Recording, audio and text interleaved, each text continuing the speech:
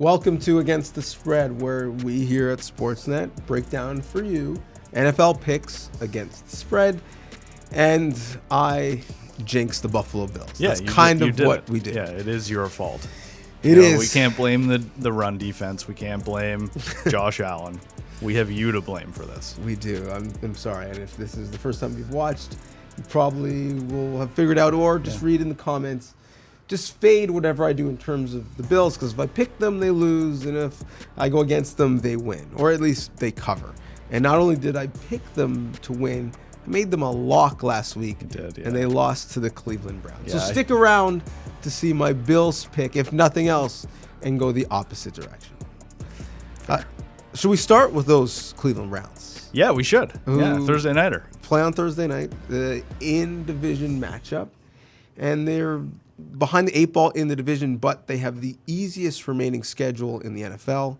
It gets a lot easier after they play Pittsburgh. They host Pittsburgh, though, and at home they're 2.5-point favorites. Do you like them at home? I think Sunday's win was a good start for the Browns, and like you said, they have an easy schedule going forward, so it's conceivable that they could be a player in that wild card race come December, but I think they lose this game, and I think what it comes down to is the Steelers' defense, which over the past month has been among the best in the league. They're creating turnovers better than most teams, maybe outside of the Patriots.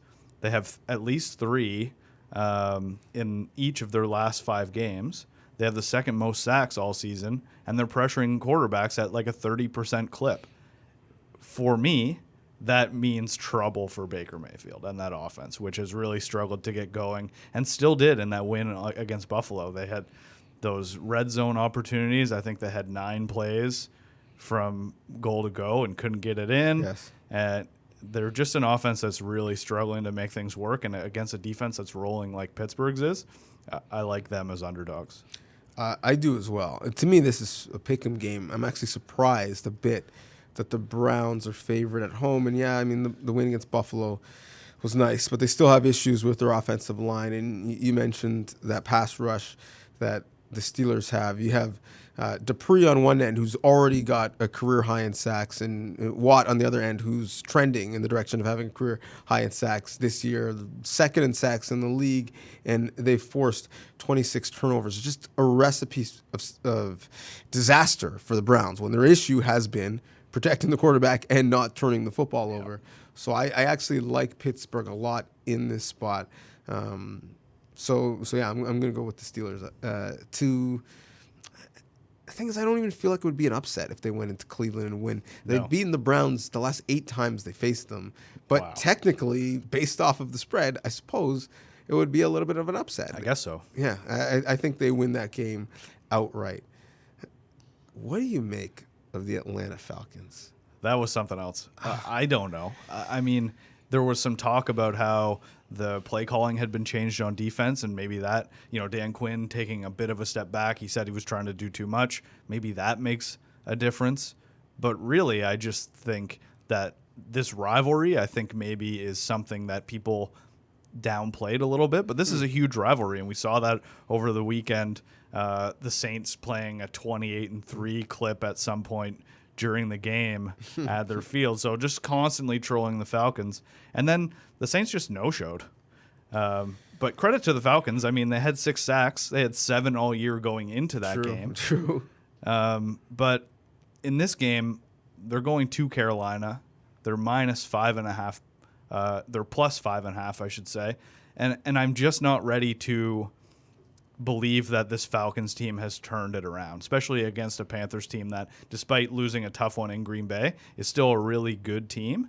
And now the Falcons are going to be without Devontae Freeman and Austin Hooper, at least this week, maybe a few going forward too. So I'm not yet ready to buy in that this Falcons team has turned it around.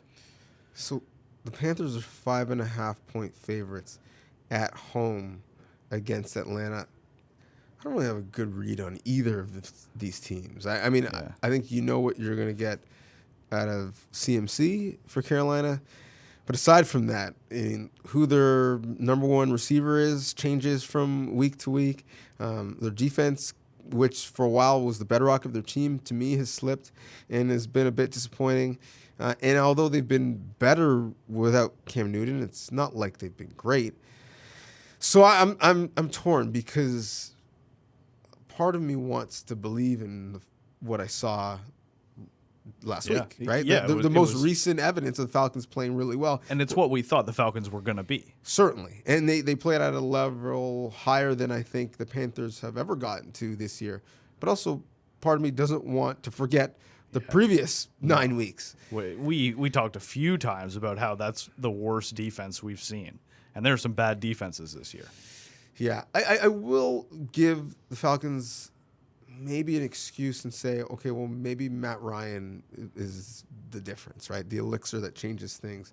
And, this week, if he has a good game, he'll pass Warren Moon for 10th all-time in career passing, which is crazy to think that Matt Ryan is going to pass Warren Moon. And then you remember, well, Warren Moon spent the first 4 or so years of his career in the CFL. Right. But, yeah, I like the Falcons. So you're going to take Atlanta here? Yeah, not to win, certainly. No, but to cover. I think the Panthers winning by 6 is maybe too far for me to get to, so I'm going to take Atlanta, although I'm probably going to live to regret it. Houston goes to Baltimore. Maybe it's just me, and I think Lamar Jackson is the MVP. But the Ravens are 4.5-point favorites. At home. Yeah. And actually what's more surprising to me is that 66% of the public is like, yeah, I'm cool with that. I'll ride with it. Houston's been pretty good. They have been good. And the Ravens haven't been great at home against the spread, at least. So it is a bit of a surprising spread, but how can I pick, from my point of view, how can I pick against Lamar Jackson right now? The way that he's playing. Their last 3 outings, they've been really dominant. Obviously, the win against the Patriots. And then, the Bengals are a really bad team. But when you're a really good team, you're supposed to beat up on those bad teams. And boy, did they beat up on the Bengals. That was an ugly, ugly showing from Cincinnati. And Lamar Jackson made them pay for it. So my first thought is, how can I pick against Lamar Jackson here? And so I'm not going to. I mean, you could not necessarily pick against Lamar Jackson, but you could pick for Deshaun Watson, who I guess. But like looking back, the Texans haven't really been the model of consistency when it comes to covering the spread. We've gotten a mixed bag from them, so I don't think it's outrageous to think that they don't put in a good performance here. True, but I would say the same for Baltimore, right? Like Baltimore is 7-2 on the year, but they're 4-5 against the spread. Where Houston is 6-3 on the year, but 5-4 against the spread. And to me, what's concerning is not just Baltimore, but Baltimore specifically at home. You alluded to it; they're 1-3 against the spread at home. What really troubles me in the, let's say, the 2 quarterbacks are a wash. Houston's defense, and specifically their red zone defense, has not been good this year, and that's not a recipe success for Baltimore, who, like, their entire offense is a red zone offense. Yeah, exactly. For the most part. Yeah. Having said all that, I think these 2 teams are pretty evenly matched.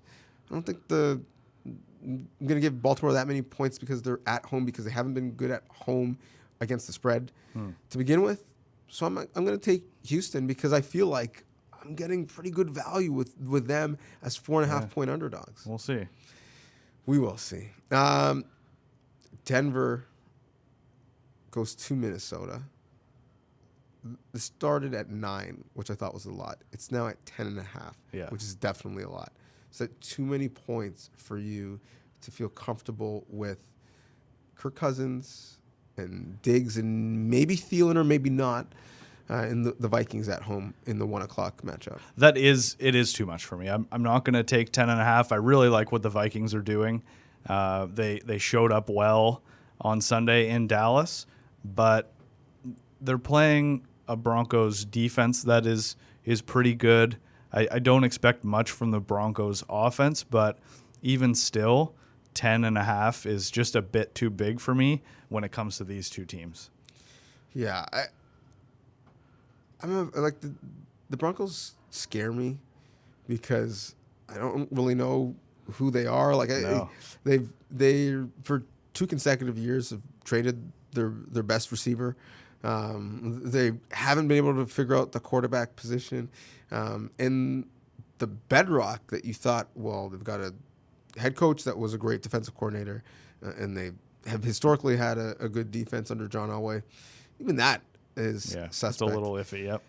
But 10.5 points is a lot of points. It is a lot, yeah. And it's not like the Broncos are a bottom-feeding team. They're going to be a decent team. They're not the Jets. They're not the Dolphins. And the Vikings, I mean, they're a good team, but we're not even really sure if they are an elite NFC team.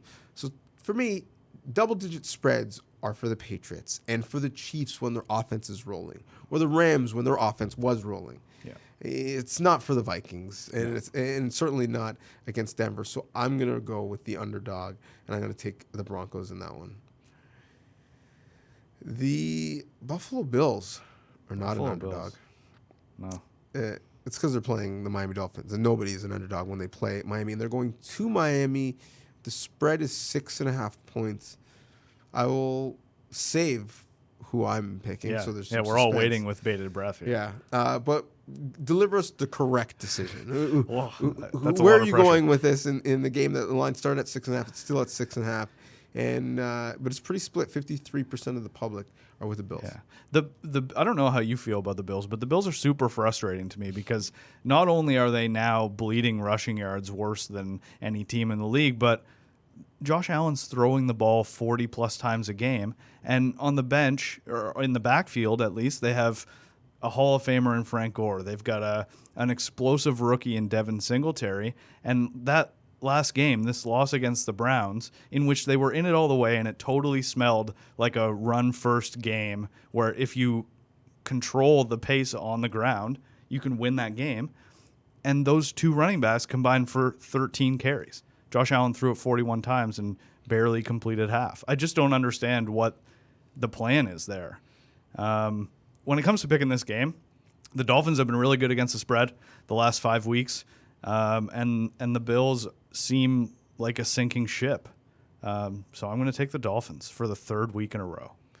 I, too, am going to take the Dolphins, which means I'm not going to take the Buffalo Bills. I'm reconsidering my pick now after that. As you should. And it's confusing, and I'm glad you brought it up. And I thought it was just me as a frustrated running back.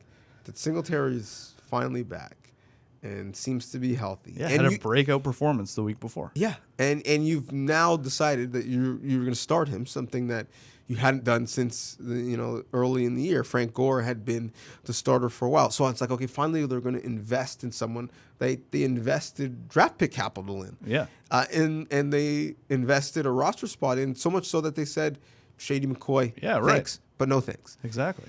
And they didn't really use him. He carried the ball 8 times. It was frustrating to watch. And as much as I said in previous incarnations of this very video, and if you continue to watch, and it'll probably autoplay, and you'll hear me crushing the Dolphins from week 2, 3, 4, 5, and 6.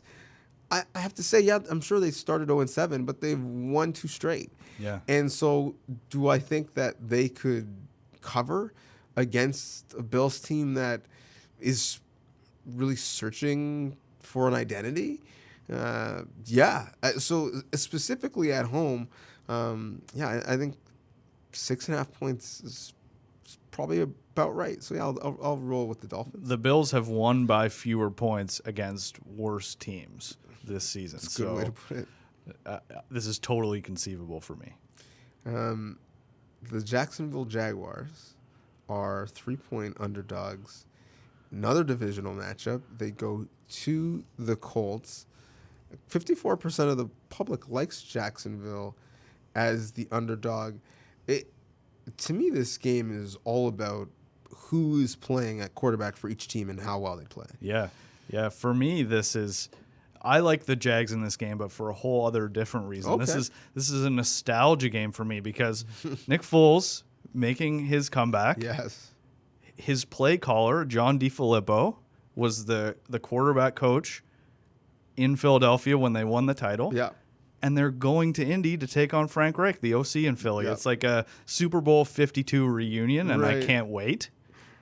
And the Colts just lost to the Dolphins. I mean, I know we just kind of talked up the Dolphins a bit here, but that was a terrible game that they put together.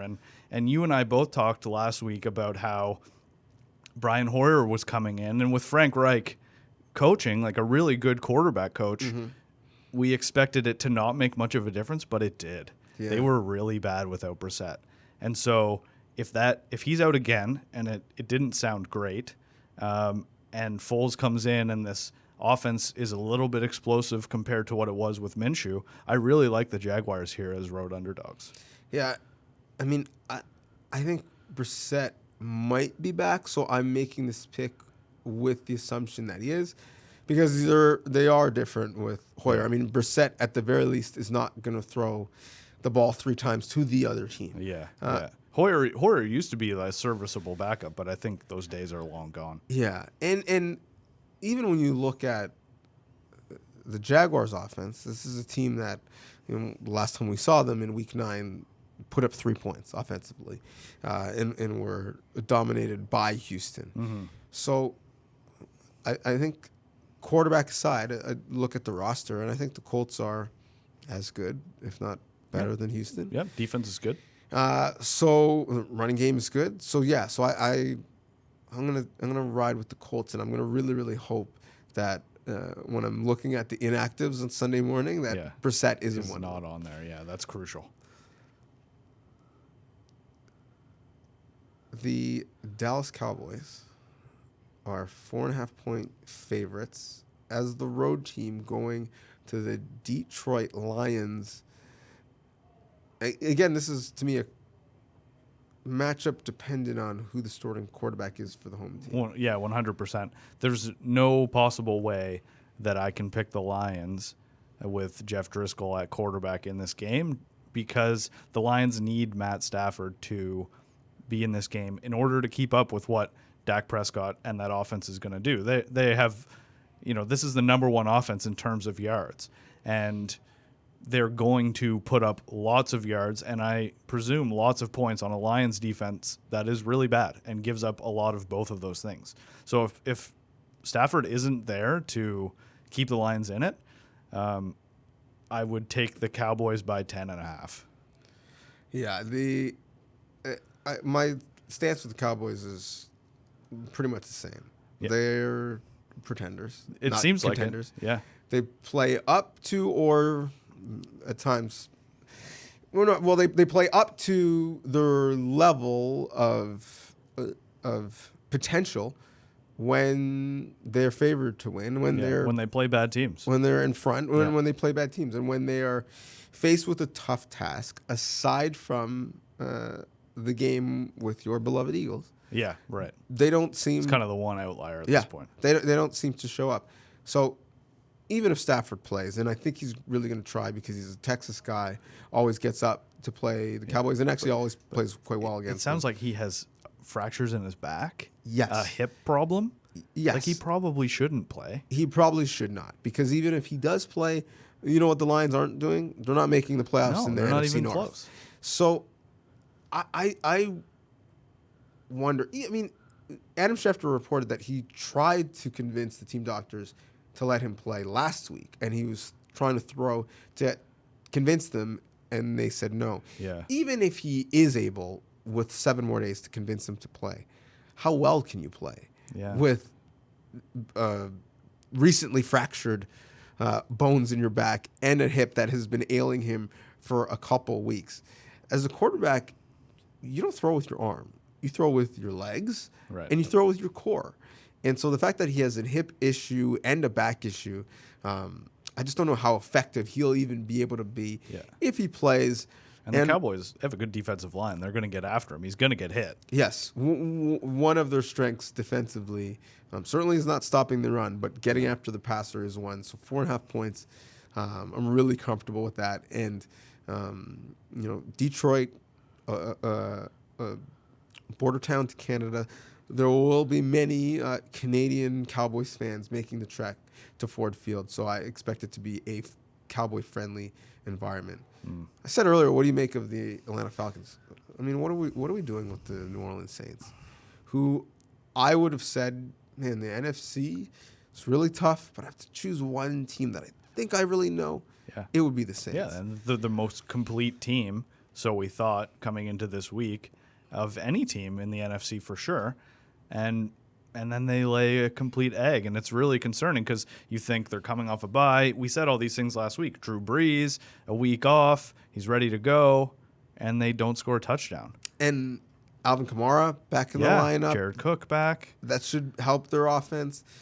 And their offense was dominated by, I mean, is it fair to say the worst defense in football? Statistically, one of them for sure. So now we have the Tampa Bay Buccaneers, who are hosting the Saints, and the Bucs are 5.5-point underdogs at home. Where do you go? It's like we said, it's concerning, and Breeze said that they practiced flat all week, and then that translated to the game. That's a serious concern coming into this. And the Bucs over the last few weeks have been competitive. They won against the Cardinals, and they took Seattle to OT away from home. So, given what we've seen from these two teams in the last few weeks, I'm going to take the Bucs, and I say they keep it close. They have the best run defense in the NFL right now, and so that's going to make the Saints one-dimensional, and they're going to have to beat the Bucs through the air, and we'll see if they can do it. I'm going to go with the Saints. I just can't believe that a Sean Payton-led football team who studied at the altar of Bill Parcells and has all of these motivational tactics that he uses is going to be that flat and that, quite frankly, lethargic for 2 games in a row. The Saints defense, one thing they will do is turn you over, and we know Jameis loves to throw picks. Yeah. And I mean, just looking at both teams, I mean, the Bucs are not all that good, but they're actually worse against the spread. 2-7 against the spread this year. So if this was 7.5, 8, then I would have leaned with the Bucs. But 5.5 is manageable. I think New Orleans can win by a touchdown. So I'm going to go with the Saints. They will have to score a touchdown. Yes, they will. Which they haven't done in a considerable amount of time. So that is true. Unless they could just pile on a bunch of field goals, I suppose. I guess. Arizona hasn't had as many issues scoring touchdowns. They've certainly had issues stopping them, which is why they go to San Fran, who's coming off of a hard-fought Monday nighter, as 11.5-point underdogs. Too many points for you? Yeah. Yeah, and considering that these teams played just 2 weeks ago, and it ended up being a 3-point game after a really great second half from Arizona, I think the Cardinals are playing really well on offense right now. Kyler Murray hadn't been turning the ball over. That stopped in Tampa Bay, but they protect the ball well for the most part. They score a lot of points. They put up a lot of yards. And as good as the 49ers are, I don't see them winning this in a blowout. See, I do. Yeah? And, I mean, the Cardinals are great, but where's David Johnson? Like, Drake was somehow their featured back. And the Niners, I know the game was close, but that was in Arizona. Niners were at home coming off a game where, they would have been disappointing to lose in Seattle, because I thought that game was there for the taking. This line started at 14, and at that point I would be like, well, that's ridiculous. But at 11.5, I'm okay with it. So I'm going to go with the home Niners in the 4:05 p.m. Eastern kickoff. For some reason, I just can't picture the 49ers blowing this out. I feel like those wins have come and gone for the 49ers, and now they're getting in, to a much tougher part of the year. I feel like it's just harder and harder to earn blowouts against teams that are going to compete. Yeah, I'm interested to see if George Kittle plays. Yeah. Because he's a difference maker, 100%. Certainly.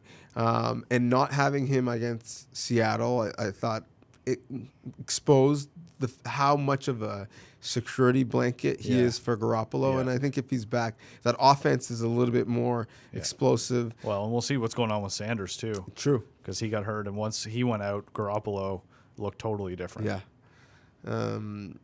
The New England Patriots are 3.5-point favorites against Fly, Eagles Fly. Yeah, Super Bowl 52 rematch. Yes. The first one. In Philly. Yeah. Who wins? Eagles. They win. They win. Which means they cover because they Yep. are 3.5-point dogs. Because they're home dogs, and I say this as a huge fan, but also as someone who sees some issues with what New England is doing right now. Offensively, they can't run the ball. They're coming up against one of the best run defenses in the NFL so far this year, and if they're able to make the Patriots one-dimensional, get some pressure up the middle on Tom Brady with Fletcher Cox and Brandon Graham, Timmy Jernigan, I think they can do some real damage and hold the Patriots' offense. Defensively, obviously, the Patriots are a whole other issue, but they have been giving up some yards on the ground the last 2 weeks to both the Browns and the Ravens. The Eagles, over the last 3 weeks, have been a great running team. If they stick to that formula and are able to keep Tom Brady down, I think this is a really winnable game for the Eagles. I agree. I think it's going to be a low-scoring game. The Eagles' defense in their recent run of good play, last 2 games winning, has been and the secondary really is good. healthy now, right? They've got Jalen Mills and Ronald Darby both playing really well. So yeah, I mean, and I think their strength is defensively. The last 2 opponents combined for 27 points with an offense in New England that's struggling. That's a bit concerning. The thing with New England though is they may get you some points with their defense. Yeah. And now that they have rectified their kicking situation, they won't be giving away points as much via special teams. The game, for me, is pretty simple. Bill Belichick coming off a bye. Yeah. You give him time to prepare for any opponent, and you give him a willing and active listener in a team that not only lost in their last game, but was embarrassed. I think they bounce back in a big way, and so that's why I'm going with the Patriots. But it's nice that we have some difference in our picks. Well, and the bye thing, and I looked into this a bit because that was the first thing that came to mind when I saw this game. Bill Belichick, after a bye, they're 14-5 since he took over, but in the last decade, just 6-3. So since 2010, it hasn't been as big of a factor as a lot of people have suggested. Also, most of those wins have come against really bad Buffalo Bill teams. Right, yes. That should be stated as well. Anyway, True enough. it is a fair point. Bill Belichick, you'd never bet against him. But I am here, apparently. Chicago goes to L.A. to play the Rams. Rams are 6.5-point favorites at home. And Chicago actually coming off of a win. I would have assumed they would be getting some more love. Only 36% of the public is with the Bears. Who do you like? I'm with the Bears, and it really comes down to just how bad this Rams offense has been. And that's probably one of the biggest surprises of the season so far. It's like Bill Belichick broke them. They just have not been the same. Sunday might have been their worst offensive performance yet, and they had a real stinker against the 49ers a few weeks back, but they had less than 220 yards of offense, and they turned the ball over 4 times. And sure, they're coming up against a team that has many offensive struggles of its own, but they're also coming up against a really good defense, and they have to go, they're at home. But still, I just, until I see something more from the offensive line of the Rams and Jared Goff, a touchdown spread is just too big for me at this point. Yeah, I like Chicago in this game as well. Jared Goff hasn't played well this year. I don't think I'm shocking anyone to say that. And neither has Mitchell Trubisky. But at the current state of both teams' programs and specifically offenses, the Rams really need Jared Goff to play well.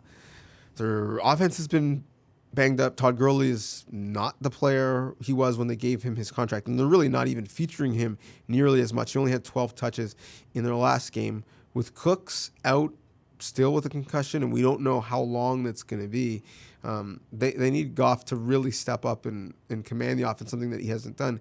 And we saw finally, after another tough start in the first half offensively for the Bears, in the second half they came out with a we're going to run the ball mentality, and unlike the Bills, started to feature their rookie running back.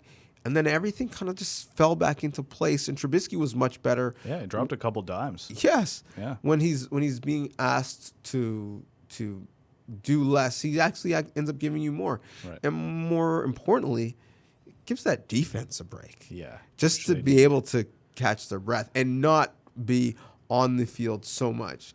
So for all of those reasons, I like Chicago in this matchup against the Rams, and that is not something I thought I would have said at the beginning of this year. It's not something I would have said a couple weeks ago. But For sure. the Rams, after a good start, have been average, if not worse. Yeah. Their offense is worse than average at this point. I think in DVOA, I think the Rams and the Bears are very close. Yeah. When it comes to offensive ranking, and that says a lot. The Chiefs are a much better offense when Patrick Mahomes is on the field.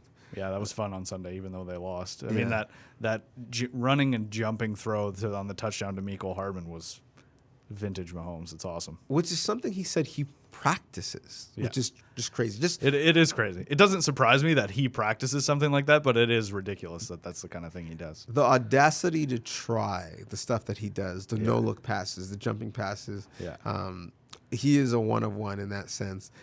He's facing the accomplished quarterback in Phillip Rivers, as the Monday Nighter is the LA Chargers hosting Kansas City. Kansas City are 4-point favorites. I think I may surprise you with my pick for this one, but who do you have? Mahomes was clearly rusty against the Titans. It wasn't his best game, and he still had 450 yards passing and 3 touchdowns. Crazy. So, like the guy, like you said, he's 1-1.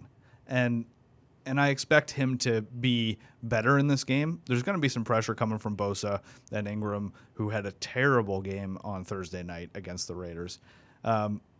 But more importantly, Phillip Rivers was really bad in that Thursday night game. That 2-minute drill they had at the end of the game, that's right. That's one of the worst 2-minute drills I've seen this season. He looked lost. And who was he throwing to? It was very weird. You know, like they had Hunter Henry getting open, and he's throwing to, the third or fourth receiver on the depth chart, 40 yards downfield. I just don't understand what they're doing. So I'm going to take the Chiefs, despite the fact that I have some concerns about the run defense and Melvin Gordon looking better. That's where the Chargers could get the Chiefs here, but I still like the Chiefs by 4, and I'd probably take them by 6.5. See, that's exactly where I'm going. Is Melvin Gordon looks like the player who was worth holding out because he's a top-tier running back. Yeah, and he's showing that he's probably worth a big contract. Yes. So finally he really broke out. And we saw the Titans' offense be able to run the ball at will against the Chiefs. Yeah. The Honey Badger is online, arguing with NFL reporters who are saying their defense needs to be rectified. Honey Badger, I don't know if you're watching on YouTube. Your defense needs to be rectified. Like, it's pretty. Get it together. It's pretty obvious.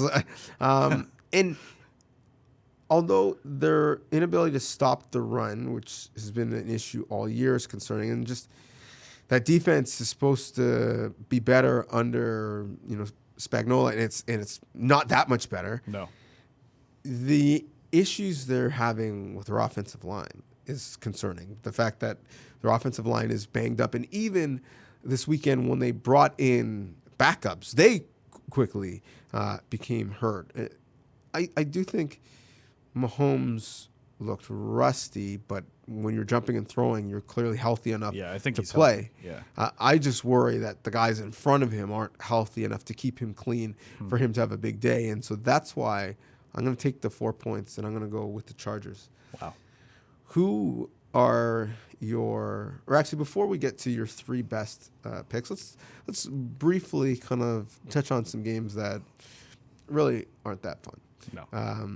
The Jets at the Washington football team. Who do you like? I like the Jets, Right. and I use the phrase "like the Jets" very loosely. But it comes down to Dwayne Haskins. I just don't think he's ready. And so when you're comparing the quarterbacks there, I'll take Darnold over Haskins. I really wanted to be like, I'll take whoever the underdog is because the teams both suck, so at least I'll take some points. The spread is -1. Yeah, it's like a pick 'em. there's Yeah. no difference. So for that very reason, I'll take Washington because they're at home, and I'll hope and pray. But I'm just telling you in advance, I'm not going to watch a minute of this game. No. Probably not going to watch much of this game either. The Bengals at the Raiders. The Raiders had a tumultuous offseason, and so if you were to tell me that one of these teams would not have a win at this point, I'd be like, it might be believable. Might be Oakland, but they've actually played much better. Yeah, they're a really good team. Do you think they're good enough to win against the winless Bengals? It's not that I think that they're good enough. I think the Bengals are bad enough.